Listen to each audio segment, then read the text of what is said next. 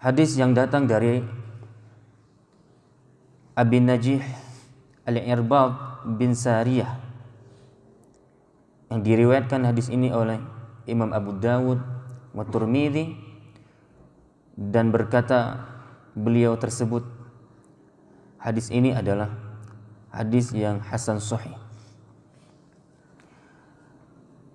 An Abi Najih Al-Irbad bin Sariyah radhiyallahu anhu qala wa'adhana Rasulullah sallallahu alaihi wasallam mau'izatan balighatan wajilat minhal qulub wadrafat minhal uyun.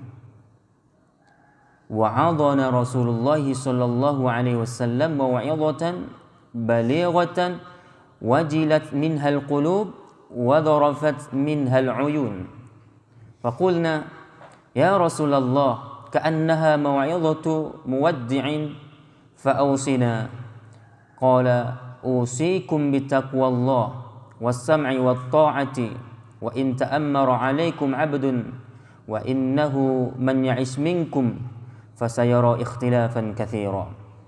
Fa'alaikum bisunnati wa sunnatil khulafa'ir rasyidin al-mahdiyyin 'addu 'alaiha bin nawajidh wa iyyakum wa muhdatsatil umur fa inna kulla bid'atin dhalalah. Kaum muslimin dirahmati Allah Subhanahu wa taala,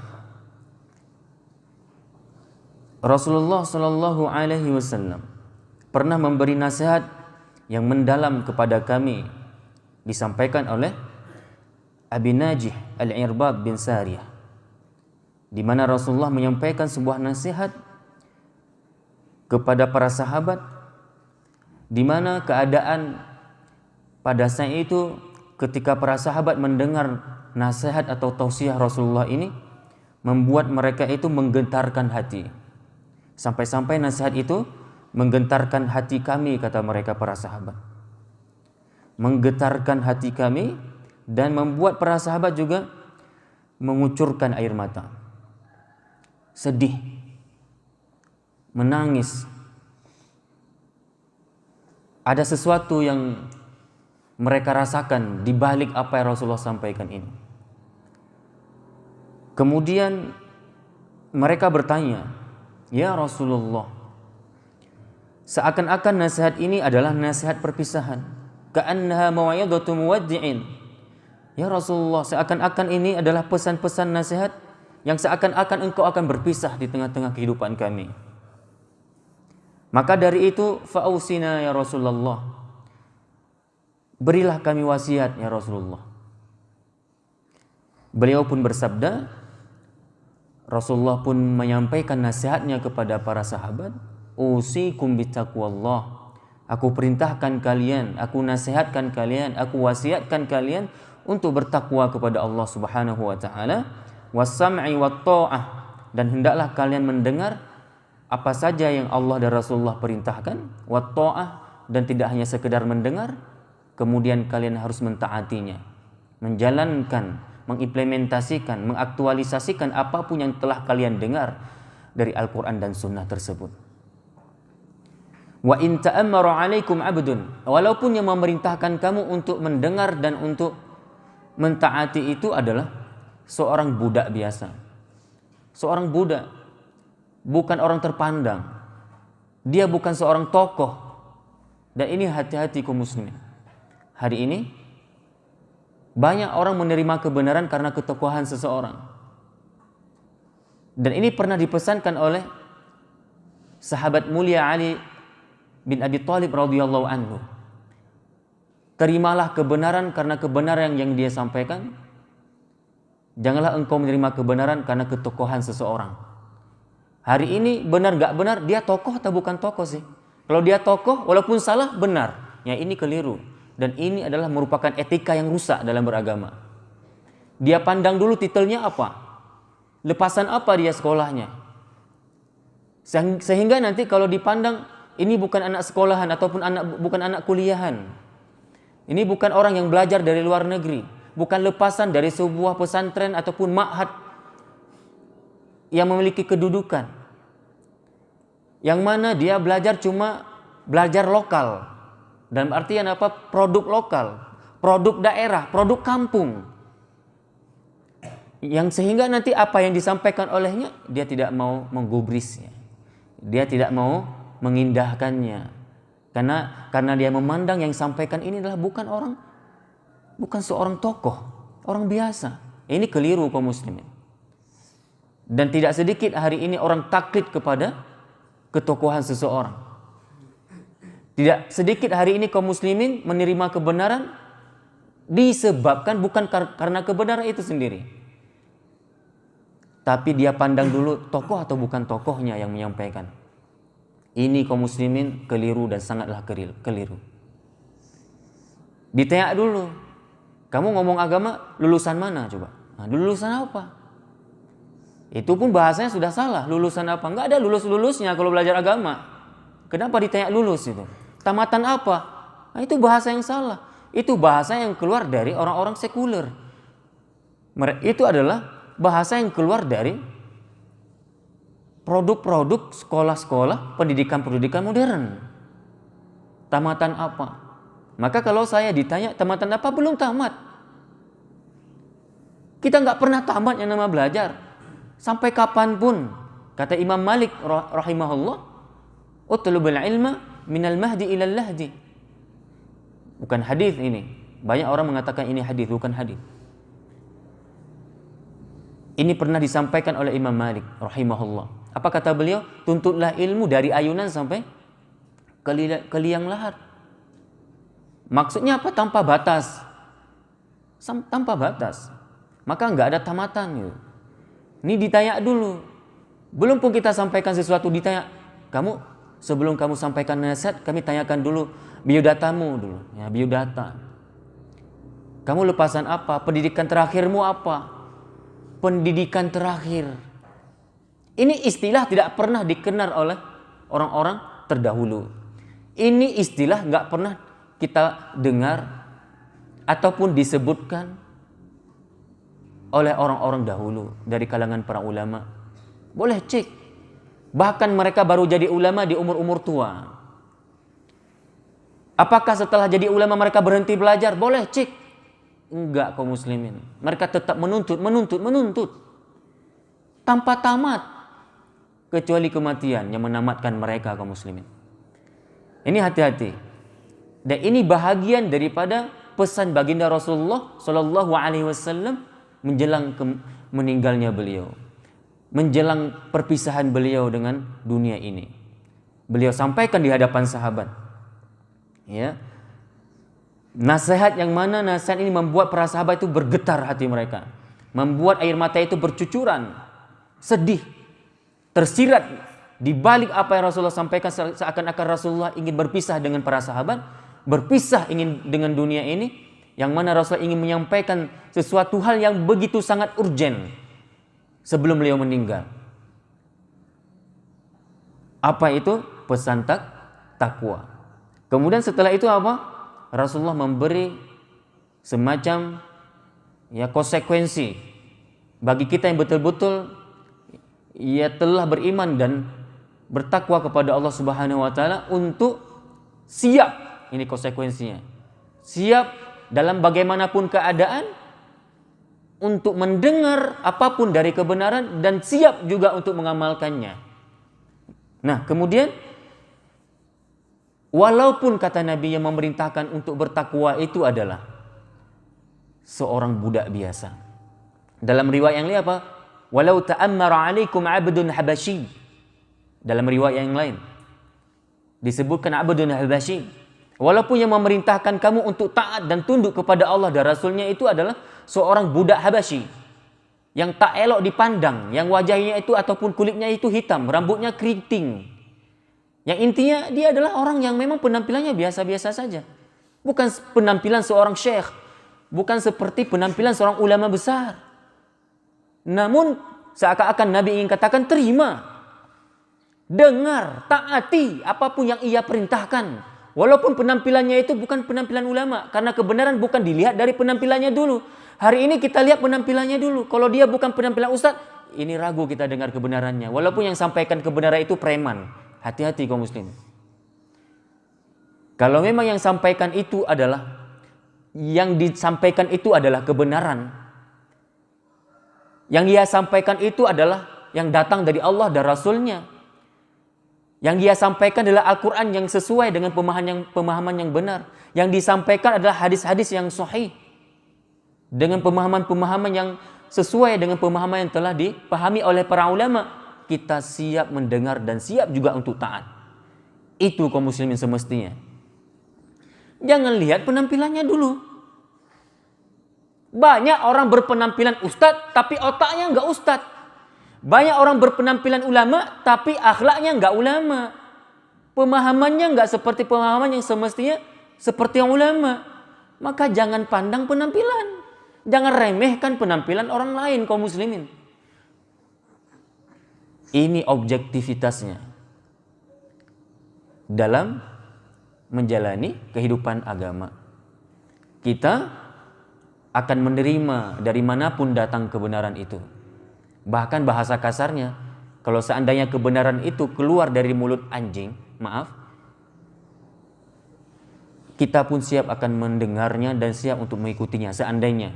Namun kalau seandainya itu sesuatu yang disampaikan adalah kesalahan, kesesatan dari mulut manusia yang dia keluarkan, kita juga akan siap untuk meninggalkan. Karena bukan manusia dan anjingnya. Kebenaran yang disampaikannya. Maka ada satu pepatah apa? Undur ma qala wa la tandur man qala. Lihatlah apa yang dia sampaikan. Bukan kamu lihat siapa yang menyampaikan. Yang menyampaikan siapa saja, silahkan. Yang penting benar. Ya ini. Yang penting yang dia sampaikan itu bukan sesuatu yang menyesatkan. Masalah orang siapa saja, silakan. Siapa saja berhak untuk menyampaikan kebenaran, untuk menyampaikan kebaikan, untuk menebarkan manfaat, silakan. Kalau memang nggak sanggup ya diam, kan seperti itu kaidahnya. Man kana yu'minu billahi wal yaumil akhir falyakul khairan aw liyasmut. Barang siapa yang beriman kepada Allah dan hari akhir, maka hendaklah dia berkata yang benar-benar, berkata yang baik-baik. Berkata yang mengandung maslahah, yang mengandung manfaat. Kalau nggak sanggup, ya diam. Seperti itu aja kaedahnya. Jadi, hak untuk menyampaikan kebenaran bukan untuk orang tertentu saja. Bukan mereka para ustadz saja. Setiap kaum muslimin, kalau itu dia yang ia sampaikan itu benar, sampaikan.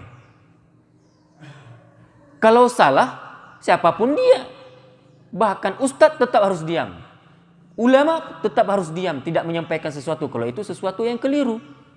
Tidak juga dipandang dari siapa orangnya. Ini kaidahnya kaum muslimin rahmati Allah Subhanahu wa taala. Kami lanjutkan hadisnya. Rasulullah menyampaikan, "Wa innahu man ya'ish minkum fasayara ikhtilafan katsira." Dalam riwayat yang lain, "Wa innahu man ya'ish minkum ba'di." Siapa saja di antara kalian yang masih hidup setelah aku wafat, maka kalian akan hidup dalam bermacam-macam perpecahan, dalam bermacam-macam perbedaan, dalam banyak perbedaan. Kaum muslimin yang dirahmati Allah, hadis ini hadis yang mana mencakup dua hal yang sangat penting kita pahami. Pertama adalah dalam hadis ini Rasulullah menyampaikan problematika yang akan terjadi nanti setelah Rasulullah wafat. Di samping itu Rasulullah tidak sekedar mengangkat problem, namun juga dalam waktu yang bersamaan Nabi memberi solusi. Apa hikmah dari penyampaian hadis seperti ini bagi kita para dai? Hendaknya ketika kita menyampaikan sesuatu di tengah-tengah khalayak, tidak hanya menyampaikan problem-problem saja. Tidak hanya sekedar kita angkat dalam kajian kita, dalam tausiah kita, dalam pembicaraan kita, hanya sekedar problematika umat. Ini sudah seperti ini sudah seperti itu. Seakan-akan nanti kita cuma mengeluh dan mengeluh. Ini juga dilarang. Maka kaidahnya apa? Mari kita sama-sama mencontohi Rasulullah dalam menyampaikan sesuatu. Nabi selalu ketika mengangkat problem tertentu, Nabi juga memberi solusi. Begitu juga kaidah Quran yang Allah turunkan dari langit kepada baginda Rasulullah SAW. Allah tidak hanya menyampaikan problem-problem saja, namun juga memberi solusi terhadap masalah-masalah umat ini ataupun hambanya. Begitu pula dalam hadis ini. Mukaddimah hadis ini Jadi pertamanya Rasulullah mengangkat problem yang akan terjadi. Di mana problemnya apa di sini? Nanti umat manusia, kaum muslimin, secara khusus manusia secara umum, nanti mereka akan hidup dalam bermacam-macam perpecahan dalam banyak perbedaan. Ya, ini kan sedang kita rasakan. Bahkan benar apa kata Rasulullah, perpecahan itu tidak hanya dirasakan saat ini. Karena Rasulullah mengatakan apa? Bahwa itu akan terjadi setelah Rasulullah wafat. Setelah Rasulullah wafat, di saat Rasulullah wafat, baru saja Rasulullah wafat, bahkan belum terjadi penguburan. Rasulullah belum dilakukan prosesi kifayah terhadapnya.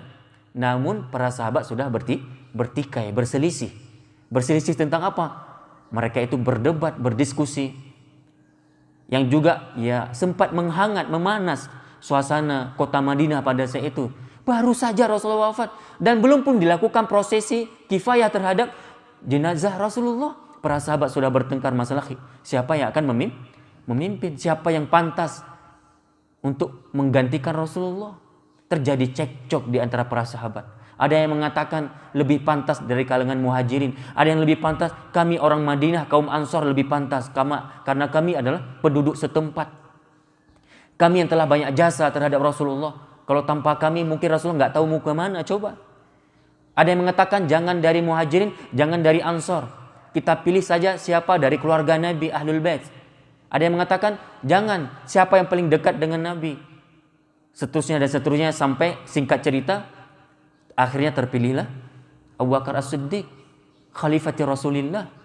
Dikenal dengan Khalifah Rasulullah. Nah, saudaraku yang dirahmati Allah Subhanahu wa taala, begitu pula dengan hadis ini. Setelah Rasulullah mengangkat problem, Rasulullah memberi solusi. Nah, sekarang Rasulullah memberi solusi. Ketika Rasulullah mengatakan bahwa siapa saja yang hidup setelah Rasulullah wafat, dia akan hidup dalam bermacam-macam perpecahan, dalam banyak perdebatan perbedaan. Nabi memberi solusi untuk menghadapi itu semuanya. Karena apa? Banyak hari ini mereka itu tidak mampu menghadapi keadaan yang telah mereka hadapi, yang sedang mereka hadapi. Sehingga bingung, mana sih yang benar? Kelompok mana sih yang benar? Siapa sih orang yang benar? Maka kaedahnya apa? Nanti kita akan sampaikan. Untuk supaya kita tahu siapa orang benar, pelajari dulu kebenaran. Ini kata Ali bin Abi Thalib. Ada seseorang yang bertanya kepada Ali. Ya Ali, Amirul Mukminin, sesungguhnya kami ini sudah bingung ini. Ini padahal masih di zaman keemasan Islam. Sudah mulai muncul kebingungan di tengah-tengah umat dalam persoalan agama. Sehingga muncul pertanyaan dari mereka apa? Ya Ali, sesungguhnya kami ini sudah bingung ini. Mana sih yang benar, mana sih yang salah? Siapa sih orang benar, siapa sih orang salah? Sudah remang-remang. Maka jawaban Ali apa? Pelajarilah kebenaran, sungguh kamu akan tahu siapa orang benar. Dan pelajarilah kebatilan, sesungguhnya kamu akan tahu siapa sih orang batil itu. Jadi bukan orangnya yang kita nilai dulu. Bukan orangnya yang dulu kita nilai. Dia orang benar atau bukan orang benar. Bukan di orangnya. Pelajari dulu kebenaran. Dengan sendirinya kita akan tahu siapa orang-orang yang berada di atas kebenaran. Dan pelajari dulu apa saja yang batil-batil. Kamu akan tahu siapa yang berada dalam kebatilan. Kalau kita langsung menilai pribadi seseorang tanpa mengenal dulu mana yang hak, mana yang batil, takutnya nanti kita akan salah dalam bersikap. Kita akan mengatakan orang benar itu adalah orang sesat. Orang sesat itu orang benar. Karena kita nggak tahu hukum dasar. Kita nggak tahu kaidah dasar. Kita nggak pernah mempelajari mana hak, mana batil. Maka ini adalah yang sering ditampilkan hari ini. Yang sering dimunculkan di tengah-tengah kaum muslimin. Munculnya kaum muslimin yaitu orang-orang yang ruwaibidah, yang suka menilai, berbicara masalah urusan agama dan tentang kaum muslimin sedangkan dia tidak mengerti tentang itu. Nah, ini musibah kaum muslimin. Di antara tanda-tanda zaman mau berakhir munculnya kaum-kaum ruwaibidah. Siapa kaum ruwaibidah? Mereka adalah orang yang banyak berkomentar, banyak berbicara masalah urusan agama ataupun tentang keadaan kaum muslimin, namun dia sendiri tidak mengerti masalah. Yang tambah malah masalah apa? Yang bertambah hanyalah masalah-masalah baru kaum muslimin. Kami lanjutkan. Setelah Rasulullah mengangkat problem, maka Nabi mengangkat juga solusinya. Apa solusinya? Fa'alaikum bisunnati. Ya ini. supaya kita mudah menghadapi perpecahan tadi. Dan ini seakan-akan sudah menjadi fitrah dari kehidupan, bahwa manusia itu beda-beda. Jangankan beda dalam segi pemahaman, sikap tingkah laku saja, karakter watak itu juga berbeda secara fitrah. Bayangkan kita yang lahir dari satu ibu yang sama, anaknya 4, anaknya beda-beda. Walaupun mereka lahir dari rahim yang sama. Si abang, si adik, si kakak dengan adiknya beda-beda. Bagaimana kalau kita berhadapan dengan saudara-saudara kita yang bukan serahim? Pasti kita akan berhadapan dengan perbedaan. Ini kita harus objektif dari sini. Kita harus siap menghadapi perbedaan itu. Apalagi nanti dari segi pemahaman. Sahabat-sahabat juga ada yang beda dalam bab tertentu, walaupun tidak beda dalam bab usul, ya. Para ulama mazhab berbeda dalam bab tertentu, walaupun perbedaan itu adalah dalam urusan furu'iyah, fiqhiyah, bukan masalah akidah. Wajar terjadi, fitrah. Ya ini. Namun apapun perbedaan, apakah itu perbedaan yang berhubungan dengan akidah ataupun perbedaan masalah fiqhiyah, kita punya solusi. Solusinya apa? Supaya kita tetap kokoh di atas kebenaran, supaya kita tidak bingung dalam menghadapi setiap persoalan. Maka alaikum bisunnati, hendaklah engkau mengikuti sunnahku. Apa sunnahku? Sunnahku di sini mencakup adalah berarti Quran dan sunnah. Ini, ikuti Quran dan sunnah. Wa sunnatil khulafa'ir rasyidin, dan hendaklah kalian itu mengikuti sunnah al-khulafa ar-rasyidin. Siapa al-khulafa?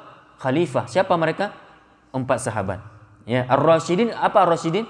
Mereka adalah orang yang sangat-sangat konsisten, yang berkomitmen, yang sangat teguh pendiriannya dalam menjalankan Quran dan sunnah.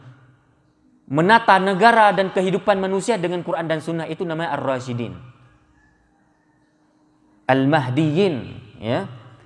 Yaitu mereka juga adalah sahabat-sahabat yang di atas petunjuk Rasulullah, yaitu Quran dan sunnah. Tidak hanya sekedar kita ikuti sunnah itu, namun diperintahkan lagi apa? Addu 'alaiha bin nawajid. Addu 'alaiha bin nawajid. Dalam hadis yang lain, Rasulullah mengatakan seperti ini, fa'alaikum bisunnati wa sunnatil khulafa'ir rasyidin al-mahdiin tamassaku biha. Diulangi bahasanya. Pegang teguhlah dia, tidak sekedar dibahasakan peganglah teguh, tapi wa'addu 'alaiha bin nawajid. Dan gigitlah sunnah itu dengan gigi geraham. Apa makna gigi geraham? Maksudnya gigitlah dengan kokoh, jangan dengan gigi tengah, nggak kuat.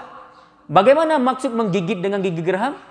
Yaitu supaya nanti kita menggigitnya dengan kokoh, dan kokoh di sini maksudnya apa? Dengan belajar. Karena apa? Sunnah, Al-Quran dan sunnah ini tidak akan kokoh kecuali dengan akar.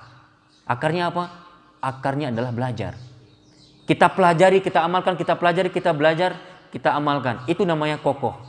Tidak hanya sekedar pengakuan saja. Tidak hanya sekedar pengakuan saja bahwa Al-Quran dan sunnah itu sebagai aturan hidup. Tapi kita berusaha untuk mempelajarinya, mendalaminya, mengamalkannya, mendakwakan. Itu nama adalah addu 'alaiha bin nawajid. Wa iyyakum wa muhdatsatil umur, dan berhati-hatilah kamu dengan perkara-perkara baru. Karena setiap perkara baru itu adalah kebid'ahan. Maksudnya apa? Perkara baru dalam urusan agama yang tidak ada dalil. Yang tidak ada dalil dari Quran dan sunnah. Yang tidak disepakati pemahaman itu, amalan itu oleh ijma'nya para sahabat, tabi' dan tabi'ut tabi'in. Itu adalah perkara-perkara baru, hati-hati. Fa inna kulla bid'atin dhalalah, karena setiap yang baru-baru dalam urusan agama, hati-hati ya, dalam urusan agama yang mana itu pun tidak ada dalil dari Quran dan sunnah. Apakah itu dari hadis qauli Nabi, fi'li Nabi dan lain sebagainya, yang asing memang dari agama kita Islam, yang kontradiktif amalan tadi dari Quran dan sunnah, dengan Quran dan sunnah, dengan ijma'nya para ulama, maka itu adalah kebid'ahan yang kita harus berhati-hati dengannya. Kenapa? Karena kebid'ahan akan menjerumuskan manusia kepada kesesatan. Insya Allah kita akan coba jabarkan hadis ini kembali di pertemuan akan datang, insya Allah. Karena pastinya masih banyak hikmah, pelajaran yang bisa diambil dari hadis barusan, supaya nantinya juga kita jangan salah mengerti, jangan salah memahami hadis ini, dan kita pastinya harus mendalami makna dari apa yang disampaikan oleh Rasulullah SAW. hadis yang beliau sampaikan yang para sahabat saja bisa tergugah hatinya, membuat mata para sahabat itu bercucuran air mata. Pastinya ada sesuatu yang menarik yang perlu didalami dari hadis ini insyaallah. Wallahu a'lam bishawab. Ini dulu yang dapat kami sampaikan dalam kajian singkat ini. Satu hadis yang nantinya akan kita jabarkan kembali, akan kita coba dalami di pertemuan akan datang. Mudah-mudahan ada manfaatnya. Kami padai dengan doa kafaratul majlis. Subhanakallahumma wa bihamdika asyhadu an la ilaha illa anta astaghfiruka wa atubu ilaik. Wassalamualaikum warahmatullahi wabarakatuh.